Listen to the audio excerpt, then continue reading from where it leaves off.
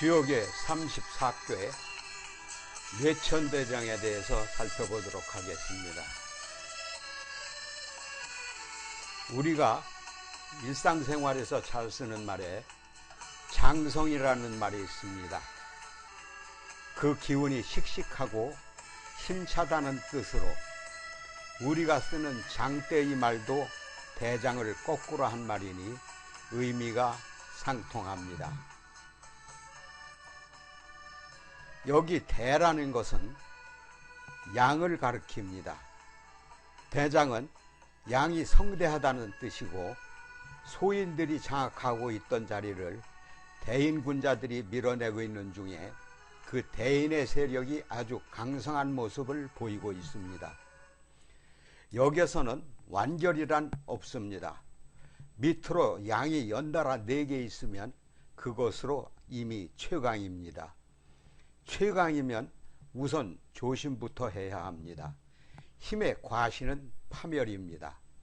이 꾀는 실상 짝수에 오는 꾀이므로 앞의 꾀 둔을 뒤집은 것입니다. 그리고 이렇게 양효와 음효가 섞이지 않고 음양이 연속적으로 진열되는 꾀가 소식꾀입니다. 복은 11월로부터 시작해서 4번째 춘분에 해당하는 2월의 꾀입니다. 양기가 진행하여 극성으로 치닫고 있습니다. 하늘 위에 울의 번개가 치고 만물이 광화를 발출하니 그 모습이 장려하고 대장스럽습니다. 뇌천대장의 궤상을 살펴보면 위에는 우레이고 아래는 하늘입니다. 대장은 힘차다, 성대하다, 씩씩하다라는 뜻입니다. 하늘 위에서 우레가 움직이고 있으므로 해서 힘차고 씩씩하다는 뜻에서 대장의 궤 이름을 하였습니다. 뇌천대장의 궤상은 다음과 같습니다.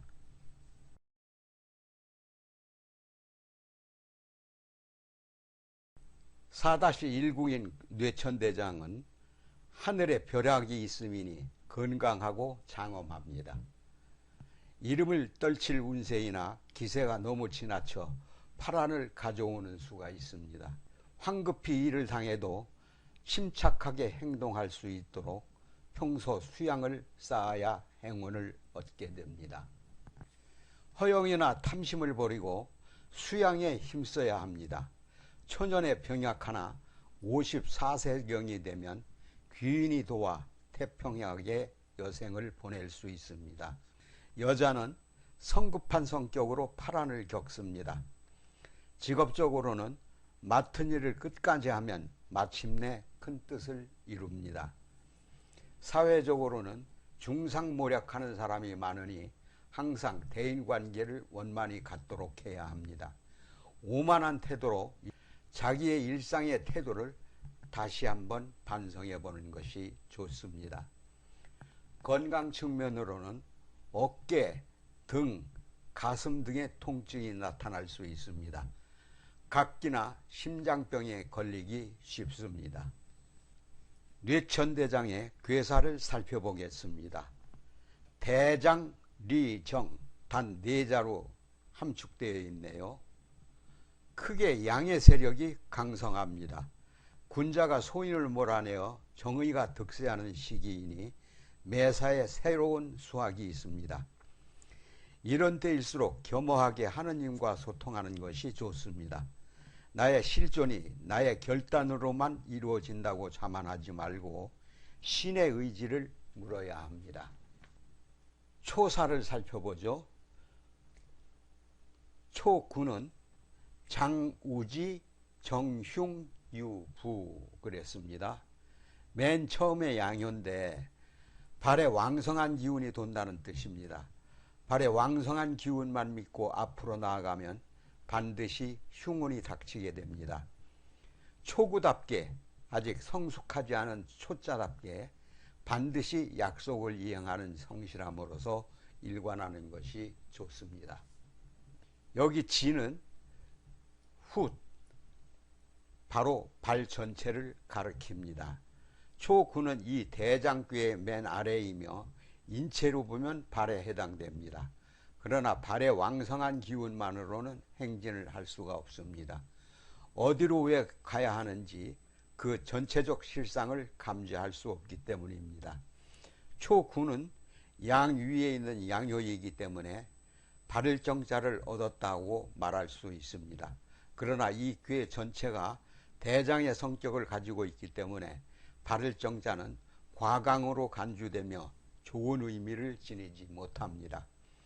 하위에 있으면서 강하기만 하기 때문에 판단에 오류가 생길 수 있습니다.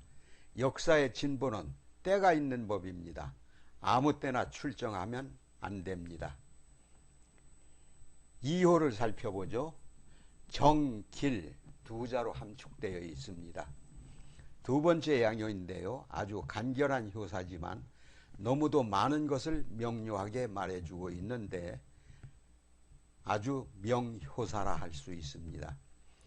대장이라는 괴명을 설정한 것 자체가 역은 조화와 지혜를 나타내기 위한 것이라는 태제를 입증하는 것입니다. 조화를 달성할 수 있기에 새로움의 계기가 또다시 창출됩니다. 이 모든 조화의 근본은 여기서는 강과 유의 바랜싱으로 이야기하고 있습니다.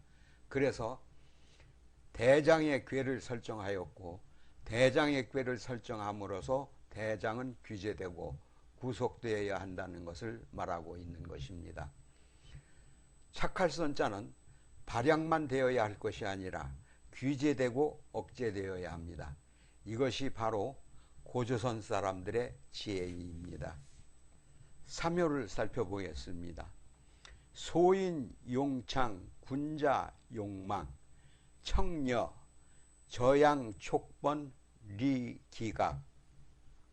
이 세 번째 양효인데요. 소인이라면 이 구삼을 무모하게 장성한 기운을 즐겼을 것입니다. 그러나 군자라면 그러한 장성한 기운을 쓰지 않고 자기를 이기는 대로 그 강한 기운을 돌립니다. 구삼의 분위기는 중용을 벗어나 돌진하기만을 좋아하는 분위기라서 하느님께 물음을 던지면 모두 성스럽지 못한 것으로 돌아옵니다.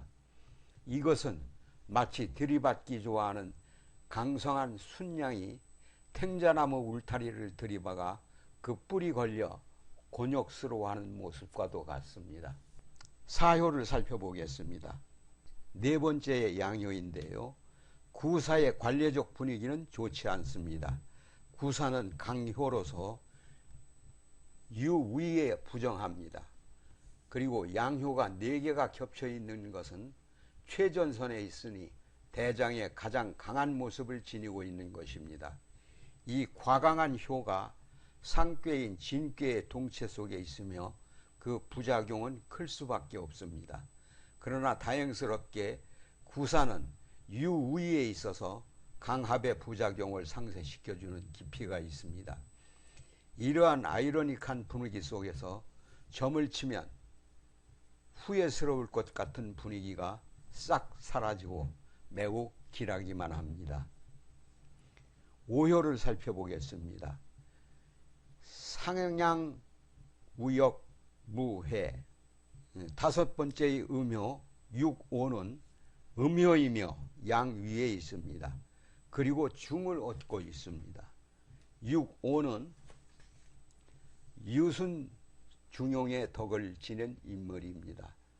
대장의 기운은 순양으로 표현되었습니다. 순양은 기운이 넘쳐 뿔로 아무나 들이받는 모습을 상징적으로 하고 있습니다. 6오는 밭의 변경에서 순양을 잊어버렸습니다. 멀리 도망가 버리고 만 것인데 양은 돌아오지 않습니다. 즉 장심이 상실된 것입니다. 장의 심벌인 순양이 사라졌는데 이것은 대장꾀의 입장에서는 제일 큰 손실입니다. 아이덴티티의 손실이기 때문입니다. 흉할까? 그렇지 않습니다. 오히려 속이 후련합니다. 반야의 지혜가 말하는 무아가 이미 여기에 있기 때문입니다. 후회할 일이 없습니다. 실패도 없을 것입니다. 아주 길꾀입니다. 여섯 번째 효를 살펴보겠습니다. 저양촉변, 불능퇴, 불능수, 무유리, 간즉길. 맨 꼭대기 음효인데요. 상육은 음효로서 그 순양의 상징태와 비슷합니다. 순양은 빽빽한 탱자나무 울타리를 들이받습니다. 그런데 이 순양은 뿔을 빼면서 후회할 능력도 없고 돌진한 그 힘으로 빠져나갈 힘도 없습니다. 상육의 처지는 문자 그대로 진퇴양난입니다. 진퇴양난의 상황은 이로울 바가 없습니다. 그러나 다행히도 상육은 음효로서 유연한 성격이 있습니다. 운명을 거스르지 말고 그 갓난의 세월을 견디어낼 생각을 하면 머지않아 새로운 희망이 보일 것입니다.